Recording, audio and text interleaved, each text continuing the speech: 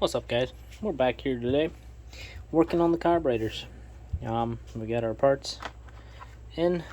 These are the starter jets, the ones that were broken, and we should be able to get these put back together. Now they're more taken apart than you guys last saw, just because I wanted to kind of show you guys what these look like on the other side, but essentially they are in okay condition. There is nothing really dirty about these at all. Looks like they were probably gone through pretty recently. And yeah, so that's what they look like.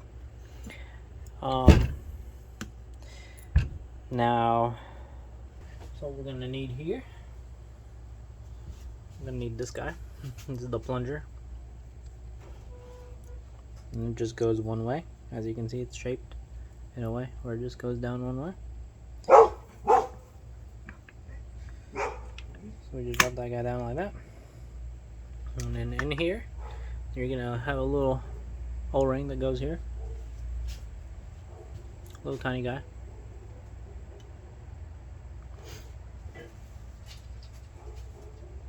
And then you're gonna have the lid. It only goes one way. You essentially gotta match this guy, this little hole, with the O-ring, like that. Oh, we forgot something. We forgot the spring. Each one of these has a spring. They go like that. And then the spring goes over this thing here.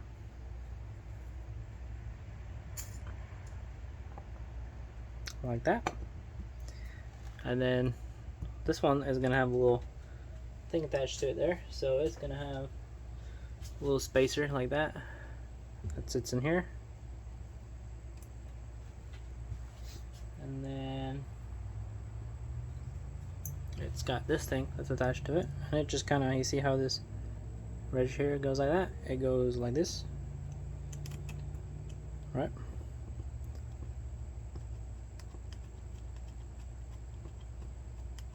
Hand tighten this here real quick and then grab my screwdriver.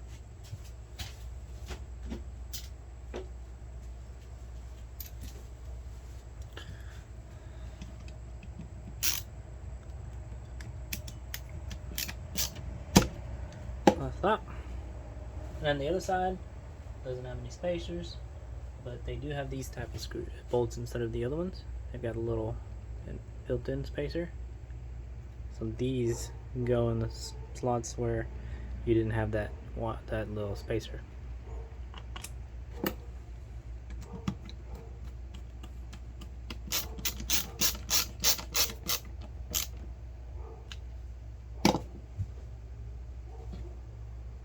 And then you just repeat the same steps 3 or 4 more times.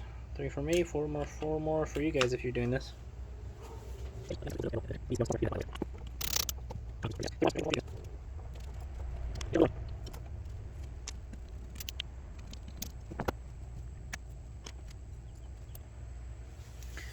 So now on here, obviously you want to put these guys in here. Since that one's already in, I'm just going to press it down. I'm going to go ahead and put the other 4 in. And make sure they're clean. These all look pretty clean. If these screens are kind of brown, or if they're brown on the other side, then usually you want to replace these guys. And there's an O-ring here. If yours have never been replaced, or if yours look worn, I'd go ahead and replace that O-ring, but my O-ring looks good and they're still very rubbery, so I'm not going to replace those.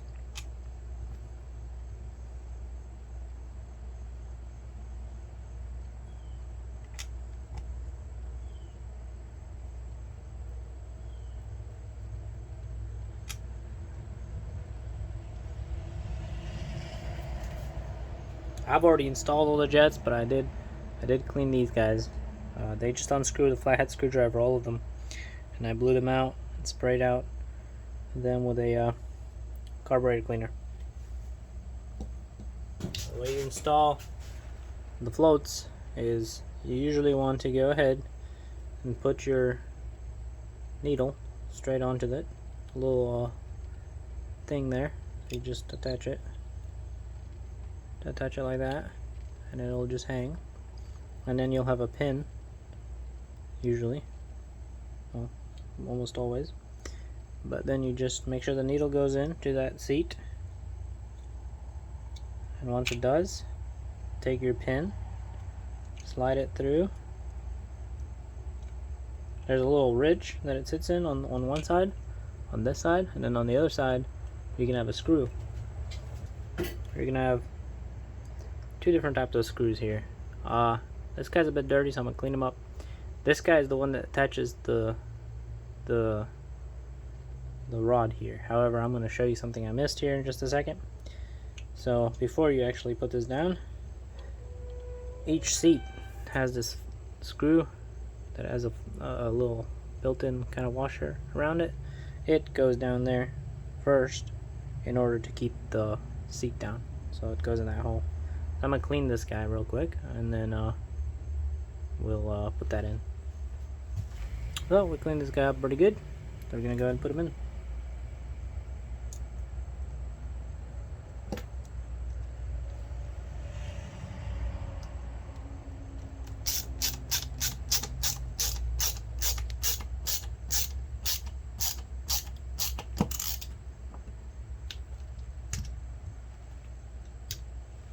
And then you take this guy, you can already go ahead and put the needle in. Make sure it sits, make sure the needle drops in freely. And then take your other screw,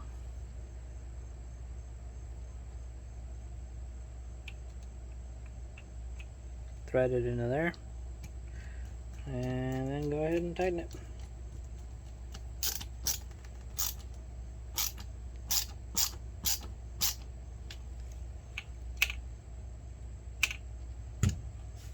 And then go and repeat that for the 4, and I'll show you guys how to make sure these are to spec, because they have to be at a certain height when they're resting.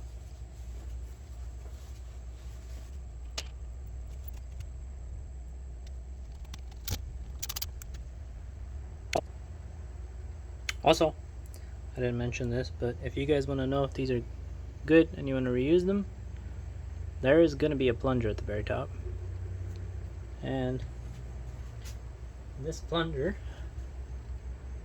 has, see that guy right there? This guy moves up and down. Make sure it moves up and down freely. Sometimes they get stuck. Usually if they get stuck, you can clean these, but if you've got the rubber ones, it's best to just replace them.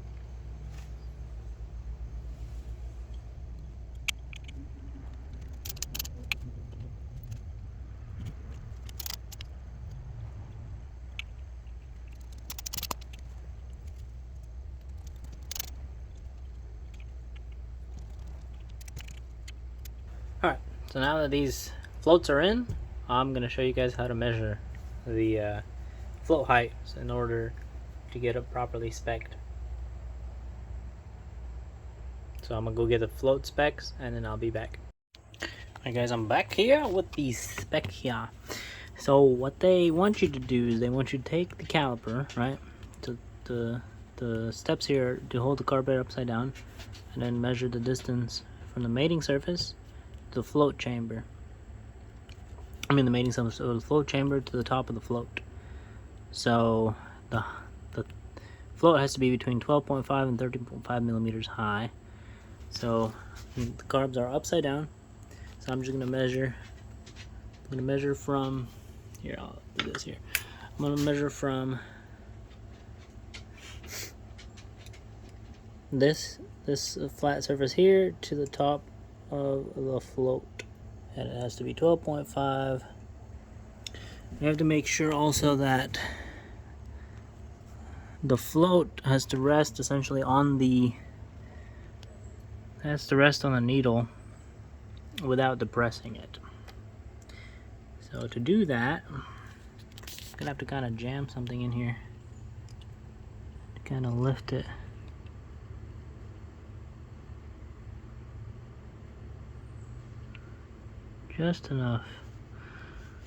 just enough so it's not depressing. You probably can't see what I'm doing here, but essentially that little plunger thingy that I showed you guys earlier on those floats, it has to be up in order for me to get the correct measurement according to this.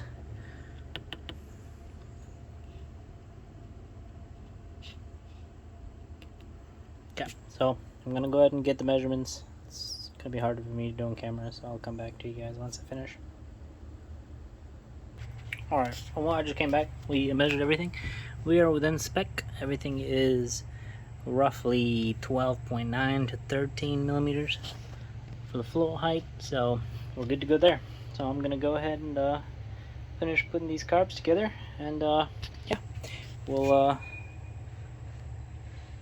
see how they work. So yeah, let me show you guys. She just goes back in the carbs. Goes in this way here.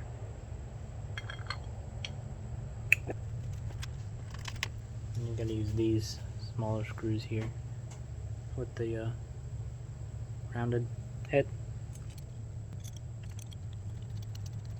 Remember, there's no reason to tighten these too hard because you will strip these. If you're using, like me, if you're using just a regular Phillips head, I recommend getting a JIS head instead, if you can, if you have one locally, because these are Japanese. Phillips head doesn't fit well enough into these to not strip them. So just tighten them good enough. Don't over tighten them because you will strip them.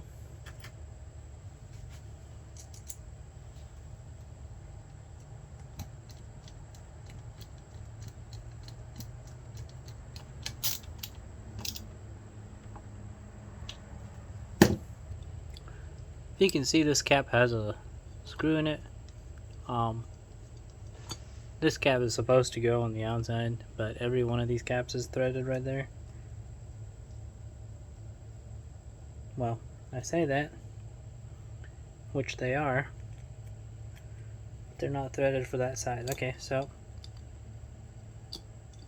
keep in mind, the one with the threaded bolt usually goes on the outside in order for the choke idle adjustment to screw into it.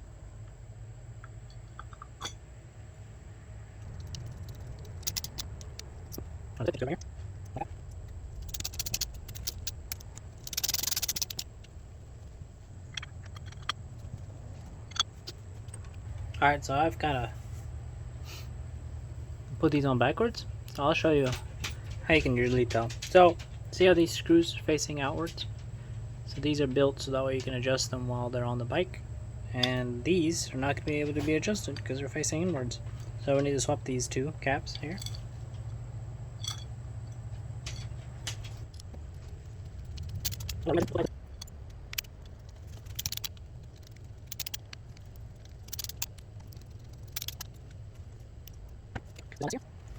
Okay.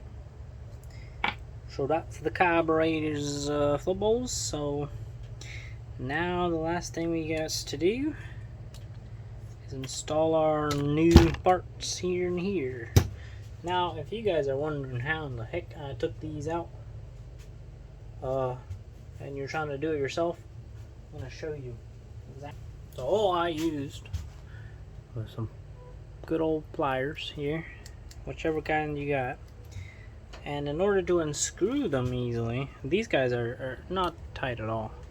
So you just kind of grab it here on the rubber part, squeeze it real good, and you can unscrew these guys without having to take these cars apart or having the special socket. So yeah, that's how I got them off. So these guys will have the spring go here. Alright. Then they're gonna have this guy here. Make sure you put the O-ring under here.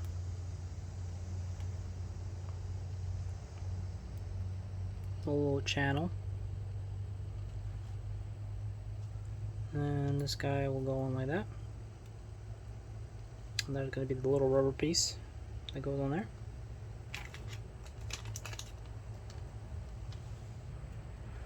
just like that. Now you're gonna fit it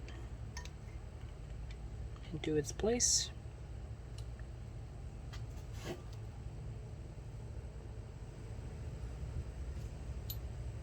Like that. Get it finger started.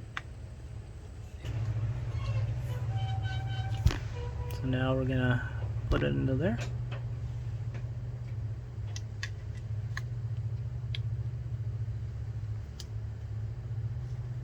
This one you should be able to start by hand. It may still be easier to use these guys.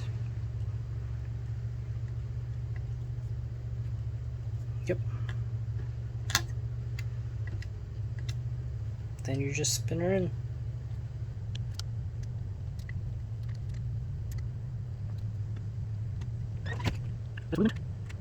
Test for movement.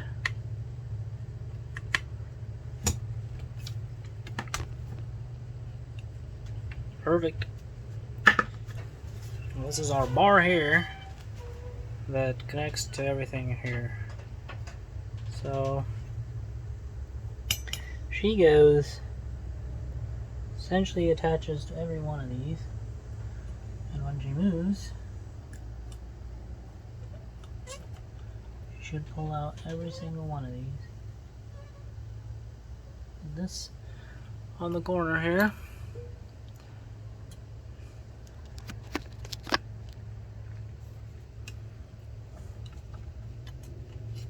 This is the one that was having issues, and if you can see, it mostly fits, but I'm gonna modify it just a little bit more so it fits better. One thing I haven't addressed here is this guy. The problem with this is the metal is getting brittle right here, and if I feel like if I move it too much, it's gonna break. As you can see, our bar moves freely and all the plungers come out. The carburetors are down. We got our moving bar.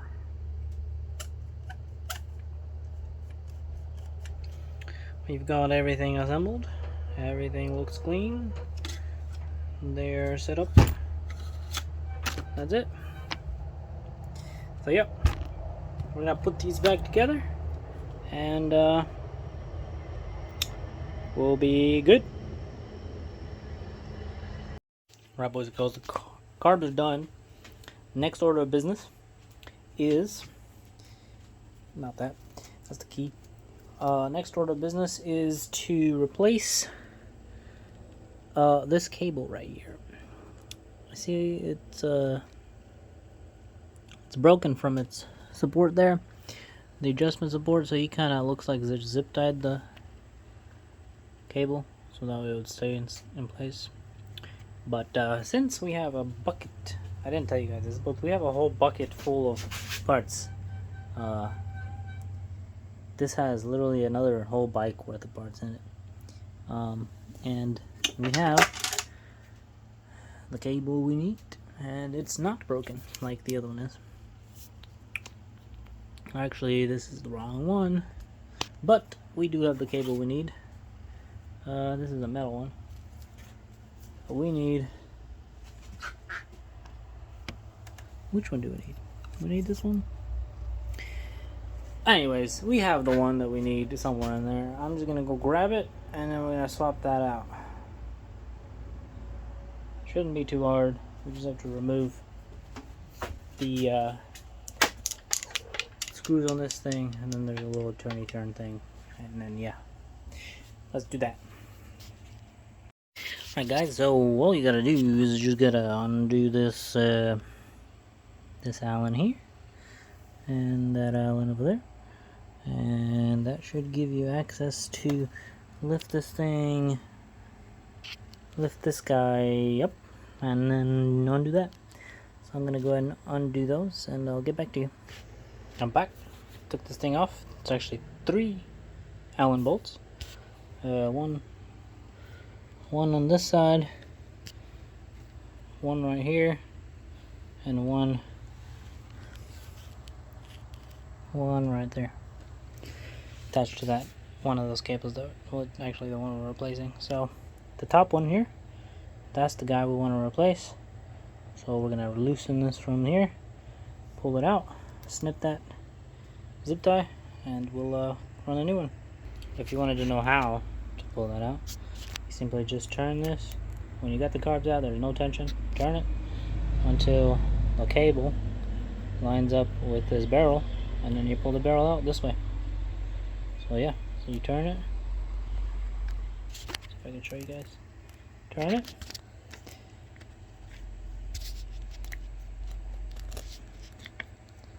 Get the cable, turn the thing, and then pull it out.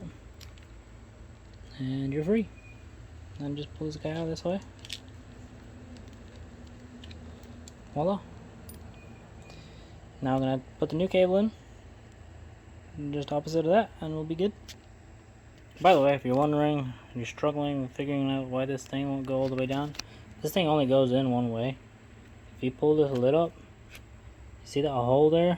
It aligns with that little indent there. So make sure that indent goes in that hole. Alright, we got the old cable out. New cable in. Routed same place.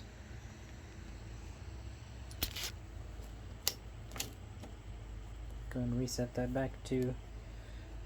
back to no throttle. And we should be good. We forgot to put these hoses on. I mark these exactly where they go.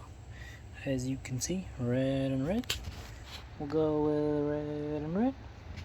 And same old for yellow and yellow.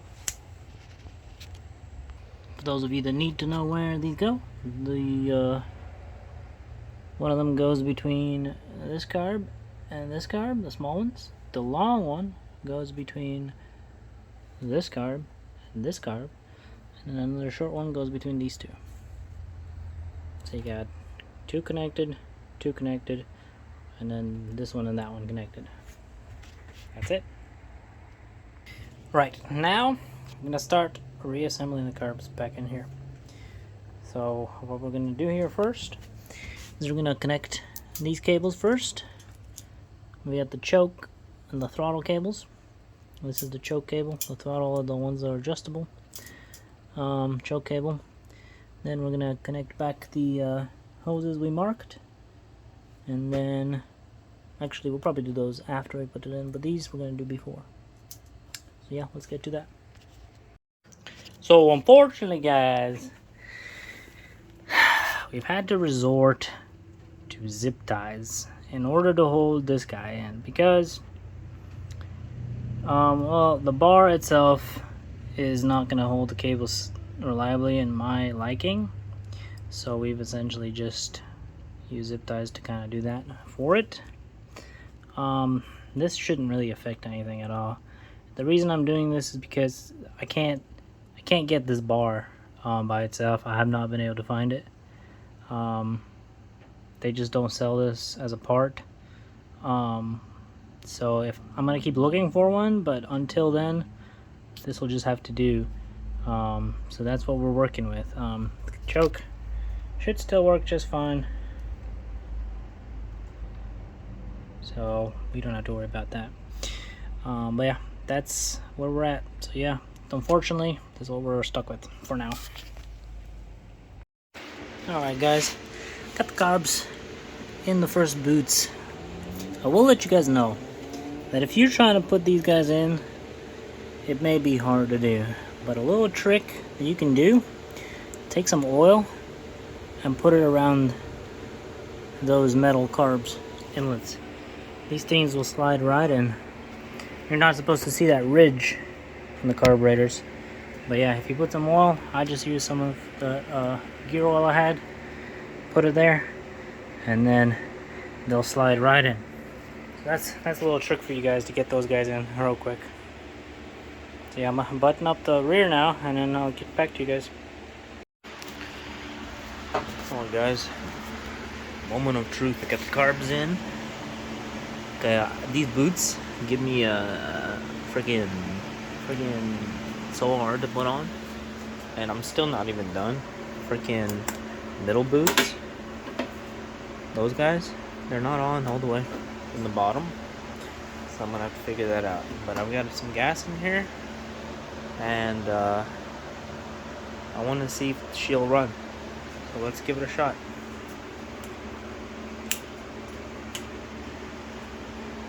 Choke down.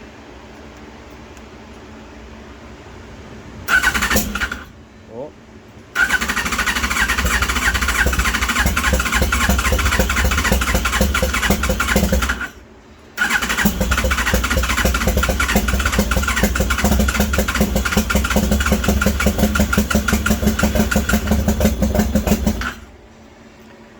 Up. Give her some gas.